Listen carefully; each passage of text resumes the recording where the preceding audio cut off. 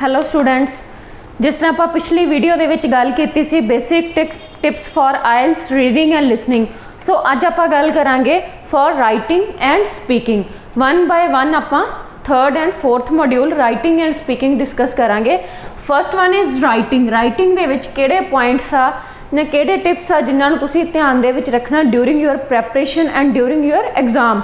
So first thing is keep to the suggested timing. Timing क्यों जरूरी आ, timing ते तुसीं क्यों ध्यान देना। जिस तरह तुहानूं पता है कि जिहड़ा टास्क 1 इहदे लई आपां नूं हुंदे आ 20 मिनट्स और टास्क 2 लई हुंदे आ 40 मिनट्स। सो जिहड़ा टास्क 2 आ वो ज़्यादा स्कोरिंग है एज कंपेयर टू टास्क 1। सो तुसी ये नहीं है कि टास्क 1 के उपर 30 मिनट्स ला दो 40 मिनट्स ला दो और टास्क 2 के लिए तुहाडे कोल पिछे टाइमिंग ही ना बचे और जिहड़ा कि टास्क 2 आ तुसी अपना टाइम सिर कंप्लीट ही ना कर पाओ। सो ट्राई करो कि अगर जिहड़ा टास्क 2 आ उहनूं तुसी पहलां अटैम्प्ट कर लो फस्ट 40 मिनट्स दे विच और 30 मिनट्स दे विच जिन्ने टाइम दे विच भी तुसी कर सकते हैं और उस तो बाद तुसी टास्क 1 स्टार्ट करो। अगर तुहानूं लगता है कि नहीं मैं टास्क 1 पहला अटैम्प्ट करना, सो कोशिश करो कि विद इन सुजैसटेड टाइम तुसी जिहड़ा अपना टास्क 1 ना कंप्लीट करके अपने टास्क 2 नूं प्रॉपर टाइमिंग दे पाओ। Next thing is organise and link ideas and sentences. ये चीज़ बहुत ज़रूरी है टास्क 1 और टास्क 2 दोनों के लिए, क्योंकि टास्क 1 दे विच ऑर्गेनाइजेशन बहुत ज़रूरी है दोनों task they which. Because task 1 दे विच तुहानूं कोई ग्राफ हो सकता है, कोई प्रोसैस हो सकता, कोई मैप हो सकता, तो ये नहीं है कि तुसी पहला सब तो लास्ट वाली चीज़ चक लिया लास्ट वाला स्टैप उस तो बाद तुसी फस्ट ते आ गए हो। सो प्रॉपरली ऑर्गेनाइज करना और लिंकिंग वर्ड्स आ जिहड़े वो प्रॉपर तुसी अपने लिखने आ। सैकेंड थिंग ये कि जिहड़े अपने जिहड़े तुहाडे आपदे आइडियाज़ आ वो तुसी टास्क 2 दे विच ही लिखने आ। जदों तुहानूं पुछया according as per your opinion जिथे तुहाडी खुद का तुहाडा पॉइंट ऑफ व्यू पुछया होया उत्थे तुसी अपने आइडियाज़ की गल करनी आ। टास्क 1 दे विच तुसी अपना कोई आइडिया नहीं देना, कोई पर्सनल व्यू नहीं देना, बिकॉज टास्क 1 दे विच तुसी सिर्फ उही चीज़ां लिखनियां जो तुहानूं पिक्चर दे विच दित्तियां गईयां है। सो उन्हां तुसी अपने जिहड़े टास्क 2 दे आइडियाज़ आ जां जिहड़े मेन पॉइंट्स आ उन्हां नूं प्रॉपरली तुसी एक दूसरे नाल लिंक्ड होने चाहिए। ये नहीं है कि उत्थे ही तुसी एडवांटेज लिख रहे हो उत्थे डिसएडवांटेज लिख रहे हो या कॉज लिख रहे हैं नाल रीजन लिख रहे हैं नाल ही तुसी उस चीज़ के इफैक्ट लिख ले या सल्यूशन लिख लिया, वो चीज़ां नहीं करनियां। अगर तुसी एक पैराग्राफ दे विच एडवांटेजेस की गल की है तो उत्थे एडवांटेजेस की गल करनी है। अगर तुसी उस पैराग्राफ दे विच डिसएडवांटेजेस की गल कर रहे हो, नैगेटिव इफैक्ट की गल कर रहे हो, तो उस पैराग्राफ दे विच एक आइडिया दे नाल दूसरा आइडिया लिंक करके नैगेटिव इफैक्ट का ही लिखना है। जिथे पॉजिटिव थिंग की गल की उत्थे पॉजिटिव लिखो, जिथे नैगेटिव की गल की उत्थे नैगेटिव की गल करो। सो जिहड़े तुहाडे आइडियाज़ वो प्रॉपरली एक दूसरे नाल लिंक्ड होने चाहिए, ऑर्गेनाइज्ड होने चाहिए और सेंटेंस वो तुहाडे प्रॉपर होने चाहिए। कोशिश करो कि तुसी कंपलैक्स सेंटेंस यूज़ करो, वोकैबलरी यूज़ करो, कनैक्टर्स यूज़ करो, ट्रांजिशन वर्ड्स यूज़ करो, तो उन्होंने वर्ड्स नूं उन्होंने आइडियाज़ नूं उन्होंने वोकैबलरी नूं तुसी यूज़ करके अपनी राइटिंग नूं इफैक्टिव बना सकते हो। Next thing is word limit. Word limit तुहानूं पता ही है कि टास्क 1 लई 150 वर्ड्स आ और टास्क 2 लई 250 वर्ड्स आ। अगर तुसी इस वर्ड लिमिट तो घट वर्ड्स लिखते हो, फॉर एग्जाम्पल तुसी 150 की जगह 140 वर्ड्स लिखता तो जो तुहाडा टास्क 1 आ वो अंडर लेंथ आ जाऊगा, नंबर ऑफ वर्ड्स आ तुहाडे कंप्लीट नहीं होणगे और तुहाडा जिहड़ा बैंड स्कोर आ वो घट जाऊगा, उस चीज़ ते इफैक्ट पऊगा। सो वर्ड लिमिट नूं तुसी ध्यान दे विच रखना। ड्यूरिंग प्रैक्टिस तुसी जदों अपनी राइटिंग की प्रैक्टिस करनी आ डेली बेसिस के उपर तुसी अपनी वर्ड काउंट करने आ कि अज मैं 130 वर्ड लिखिया तो मैं 20 वर्ड्स किस तरह लिख सकदा होर, ਜਾਂ अगर मेरे 140 वर्ड्स है तो मैंने 10 वर्ड्स होर ऐड करने की जरूरत आ। जदों तुसी 150 to 170 वर्ड्स अपनी डेली प्रैक्टिस दे विच लिखण लग गए तो इट मीनस तुसी अपनी राइटिंग नूं प्रॉपरली प्लान कर लिया और तुसी जिहड़ी राइटिंग आ एक इफैक्टिव वे दे विच लिख सकते हो। अगर तुसी क्लास दे विच 170 वर्ड्स लिखते हैं तो उत्थे तुसी 10 वर्ड घट भी लिख दोगे तो 160 वर्ड्स रह गए और तुहाडी जिहड़ी वर्ड लिमिट आ 150 वर्ड्स दी आ। सेम एज टास्क 2 नूं भी तुसी रेडी करो कोशिश करो कि तुसी 300 वर्ड्स तक अपनी डेली रूटीन दे विच लिखो, ताकि अगर एग्जाम दे विच भी तुसी कोई एक आइडिया या एक पॉइंट मिस करते हैं तो तुसी 260 to 70 वर्ड्स तक ईजिली तुसी उस चीज़ नू अटैम्प्ट कर पाओ, ताकि जिहड़ा तुहाडा बैंड स्कोर आ डिजायरेबल बैंड स्कोर आ तुसी अचीव कर सको। Next, plan your essay. Planning is very very important. Plan तुसी किस तरह करना, प्लैनिंग दे विच तुसी फर्स्ट थिंग लिखनी है introduction, then body paragraph 1, body paragraph 2, then conclusion. So ये चीज़ होगी प्लैनिंग। इंट्रोडक्शन दे विच तुसी की लिखना, इंट्रोडक्शन दे विच जिहड़ी तुसी स्टेटमेंट उहनूं पैराफ्रेज करके लिख दो, जां अपने वालों तुसी जो तुहानूं लाइन्स आ बट याद कीतियां होईयां लाइन्स नहीं होणीआं चाहीदियां, रटियां रटाइयां लाइन्स नहीं है लिखनियां तुसी, क्योंकि उत्थे जिहड़ा एग्जामिनर बैठा तुहाडा इंग्लिश दा लैवल चैक करन लई बैठा है। अगर तुसी किसी दियां एज सच कईयां होईयां लाइनां तुसी ईडीएम्स यूज़ करदे हो तो वो चीज़ तुहाडे बैंड स्कोर ते इफैक्ट पाउंदी आ। सो इंट्रोडक्शन तुहाडी की आ 2 to 3 लाइन्स दियां होनी चाहिए। दैन बॉडी पैराग्राफ 1 दे विच तुसी की लिखना, पॉजिटिव साइड लिखनी आ, नैगेटिव साइड लिखनी आ, एग्री करना है, डिसएग्री करना है, पार्शियल होना है, की लिखना तुसी वो तुसी प्लान करो कि मैं बॉडी पैराग्राफ दे पॉइंट 1, पॉइंट 2 और पॉइंट 3 ये लिखना है। दैन नैक्सट वो ऑपोजिट तुसी लिखना है, जो उस चीज़ ने कंटिन्यू करना है तो 4, 5, 6 ये जिहड़े 3 पॉइंट है मैं बॉडी पैराग्राफ 2 दे विच लिखने आ।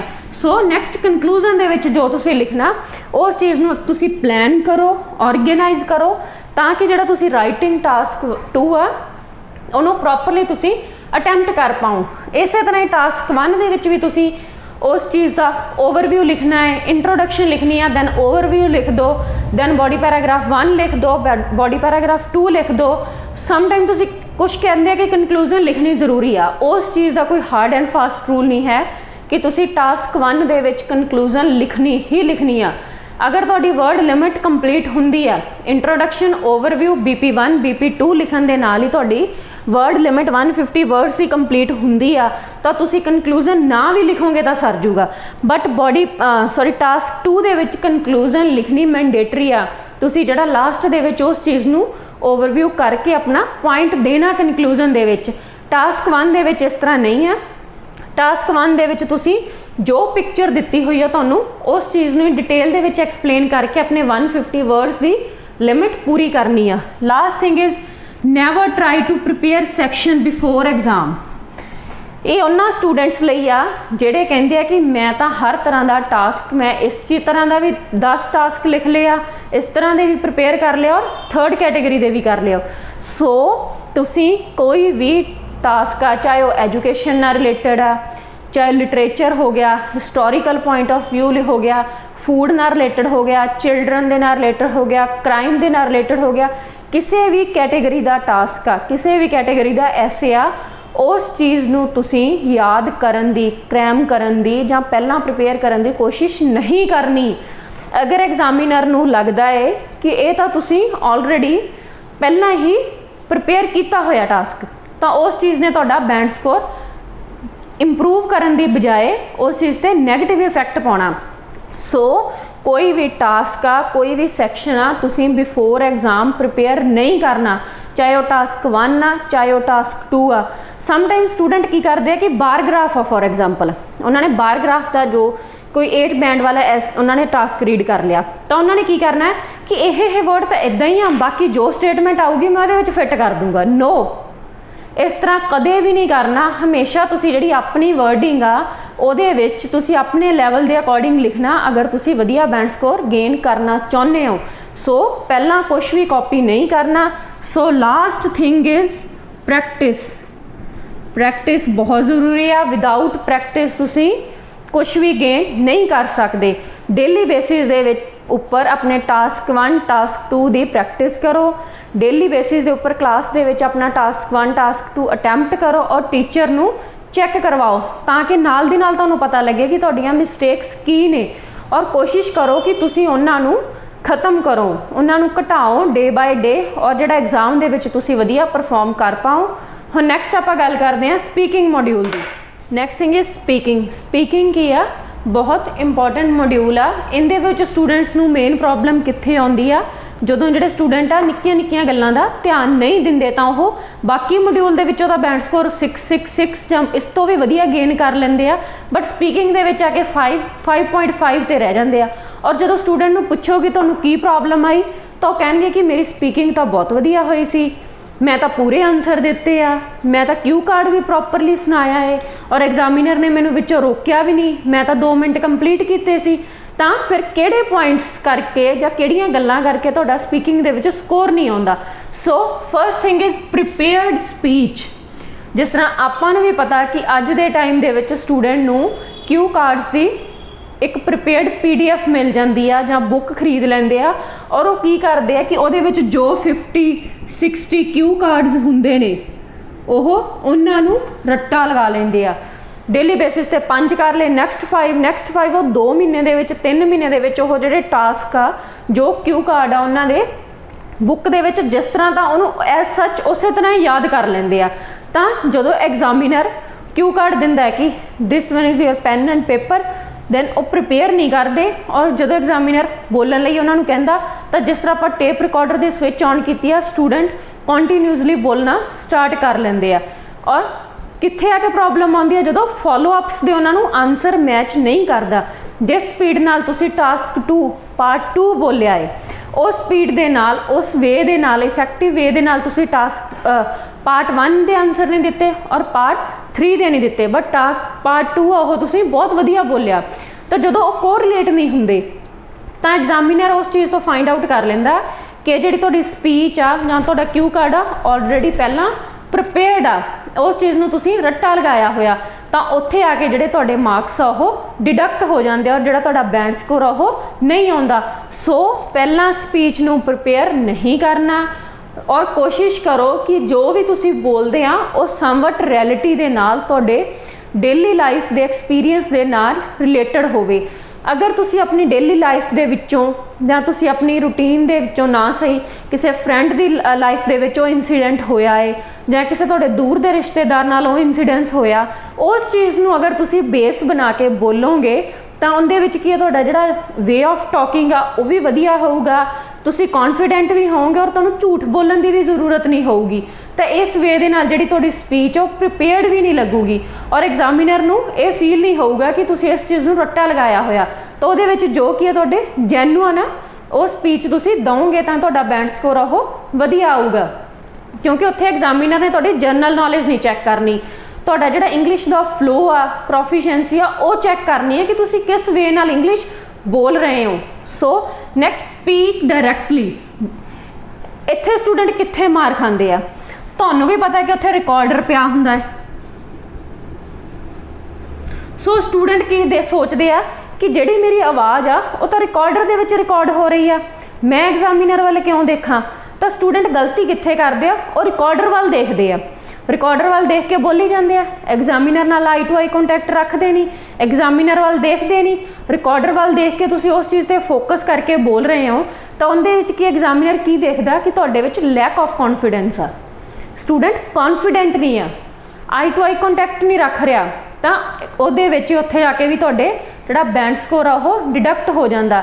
ਜਿਹੜੇ ਤੁਹਾਡੇ ਪੁਆਇੰਟਸ ਆ, ਜਿਹੜੀ ਸਕੋਰਿੰਗ ਹੁੰਦੀ ਆ ਉਸ ਚੀਜ਼ ਤੇ ਇਫੈਕਟ ਪੈਂਦਾ, ਜਿਹੜਾ ਓਵਰਆਲ ਸਕੋਰ ਬਣਨਾ ਹੈ ਉਹਦੇ ਉੱਪਰ ਤੁਹਾਡਾ ਇਫੈਕਟ ਪੈਂਦਾ ਹੈ। ਤਾਂ ਉਹਦੇ ਵਿੱਚ ਜਿਹੜੇ ਪੁਆਇੰਟਸ ਹੁੰਦੇ ਆ ਕਿ ਇਸ ਚੀਜ਼ ਦੇ ਇੰਨੇ ਮਾਰਕਸ ਮਿਲਨੇ ਆ, ਇਸ ਚੀਜ਼ ਦੇ ਇੰਨੇ ਮਾਰਕਸ ਮਿਲਨੇ ਆ, ਤਾਂ ਐਂਡ ਤੇ ਉਹਨਾਂ ਦਾ ਟੋਟਲ ਹੋ ਕੇ ਤੁਹਾਡੇ 5.5 6 7 ਜੋ ਵੀ ਬੈਂਡ ਸਕੋਰ ਬਣਨਾ, ਤਾਂ ਉਸ ਓਵਰਆਲ ਤੇ ਇਫੈਕਟ ਪੈਂਦਾ ਜਦੋਂ ਤੁਸੀਂ ਐਗਜ਼ਾਮੀਨਰ ਨਾਲ ਆਈ ਟੂ ਆਈ ਕੰਟੈਕਟ ਨਹੀਂ ਰੱਖਦੇ ਔਰ ਰਿਕਾਰਡਰ ਵੱਲ ਦੇਖ ਕੇ ਡਾਇਰੈਕਟਲੀ ਬੋਲਦੇ ਹੋ।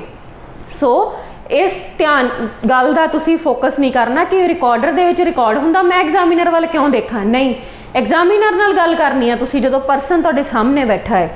Next thing is communicate effectively. Communicate effectively ਦੇ ਵਿੱਚ ਕੀ ਆ ਕਿ ਤੁਸੀਂ ਇੱਕ ਪ੍ਰੋਪਰ ਮੈਨਰ ਦੇ ਵਿੱਚ, ਪ੍ਰੋਪਰ ਵੇ ਦੇ ਵਿੱਚ ਐਗਜ਼ਾਮੀਨਰ ਨੂੰ ਆਨਸਰਸ ਦੇਣੇ ਆ। ਇਸੇ ਤਰ੍ਹਾਂ ਜਿੱਦਾਂ ਆਪਾਂ ਪਹਿਲਾਂ ਗੱਲ ਕੀਤੀ ਹੈ ਕਿ ਜਨਰਲ ਨੌਲੇਜ ਨਹੀਂ ਚੈੱਕ ਹੋਣੀ, ਤੁਹਾਡਾ ਲੈਵਲ ਆਫ ਇੰਗਲਿਸ਼ ਚੈੱਕ ਹੋਣਾ ਹੈ, ਲੈਂਗੁਏਜ ਪ੍ਰੋਫੀਸ਼ੀਐਂਸੀ ਚੈੱਕ ਹੋਣੀ ਆ। ਇਹਦੇ ਵਿੱਚ ਕੀ ਹੈ, ਸਟੂਡੈਂਟ ਯੈਸ ਔਰ ਨੋ, ਇਸ ਤਰ੍ਹਾਂ ਤੁਸੀਂ ਸਿੰਗਲ ਵਰਡ ਆਨਸਰ ਨਹੀਂ ਦੇਣਾ, ਕਿਉਂਕਿ ਅਗਰ ਤੁਸੀਂ ਯੈਸ ਔਰ ਨੋ ਦੇ ਵਿੱਚ ਤੁਸੀਂ ਆਨਸਰ ਦੇਤਾ ਤਾਂ ਉਹਦੇ 'ਚ ਤੁਹਾਡਾ ਲੈਵਲ ਆਫ ਆਪਾਂ ਕਿੱਦਾਂ ਚੈੱਕ ਕਰਾਂਗੇ? ਨਹੀਂ ਕਰ ਸਕਦੇ। मैनू किसी ने कुछ पूछा मैं कहूँगी नो, यस, तो की पता लग रहा है कि जिहड़ा मेरा इंग्लिश का लैवल आ वो किस तरह का है। तुसी हमेशा वन वर्ड दे विच आंसर नहीं देना, कोशिश करो कि एक लाइन दे विच जां 2 लाइन दे विच तुसी उस चीज़ का आंसर दो। और पार्ट 1 दे विच तुसी आंसर अननैसेसरली इलैबोरेट नहीं करने, 1 और 2 लाइन्स दे विच आंसर देना। अगर एग्जामिनर पुछदा वाई नॉट, दैन उस चीज़ का तुसी रीजन देना। जदों फॉलो अप क्वेश्चनस तुहानूं पुछे जाते हैं पार्ट 3 दे विच, तो उत्थे जिहड़ा तुसी आंसर देना 2 to 3 लाइन्स का देना। 2 to 3 लाइन्स दे विच अगर तुसी दिन्ने हो तो तुहाडा आंसर इफैक्टिव मन्निया जांदा और तुहाडा जिहड़ा बैंड स्कोर आ ओह ओवरऑल वधिया तुसी गेन करदे हो। सो इन्हां चीज़ां दा तुसी ध्यान रखना। Then last thing is talk clearly at normal speed. Normal speed की है, जिस तरह आपां एक नॉर्मल टोन दे विच गल कर रहे हैं, स्टूडेंट की नर्वस हो जाते हैं और जल्दी जल्दी बोलना स्टार्ट कर देंगे हैं। जल्दी बोलने नाल की है कि जिहड़ा एग्जामिनर आ तुहानूं क्लीयरली सुन ही नहीं पाउंदा कि तुसी की चीज़ बोल रहे हो, की लाइन बोली आ, की सेंटेंस बोलिया, की आइडिया तुसी अपना जिहड़ा एक्सप्लेन किया। सो एक नॉर्मल स्पीड ते तुसी गल करनी आ, ना तो तुसी ज़्यादा स्लो बोलना। अगर तुसी ज़्यादा स्लो बोलोगे तो तुहाडा जिहड़ा 1 to 2 मिनट्स का क्यू कार्ड आ वो तुसी कंप्लीट नहीं कर पाओगे। अगर कंप्लीट नहीं कर पाओगे तो इनकंप्लीट रह जाऊगी और अल्टीमेटली की पार्ट 2 का जिहड़ा बैंड स्कोर आ तुहाडा घट जूगा और उहदे नाल की ओवरऑल स्कोर ते इफैक्ट पऊगा। अगर तुसी ज़्यादा जल्दी बोलते आ उहदे विच की तुसी अपना आइडिया देता, जो तुसी सेंटेंस बोलिया आपस दे विच जो उन्होंने लिंक किया उस चीज़ को प्रॉपरली जो एग्जामिनर नहीं समझ पाया तो उन्हें जो दोबारा रिकॉर्डिंग सुनी आ उन्होंने उस टाइम भी समझ नहीं आई तो उस चीज़ ने भी तुहाडे स्कोर के उपर बैड इफैक्ट पाउणा।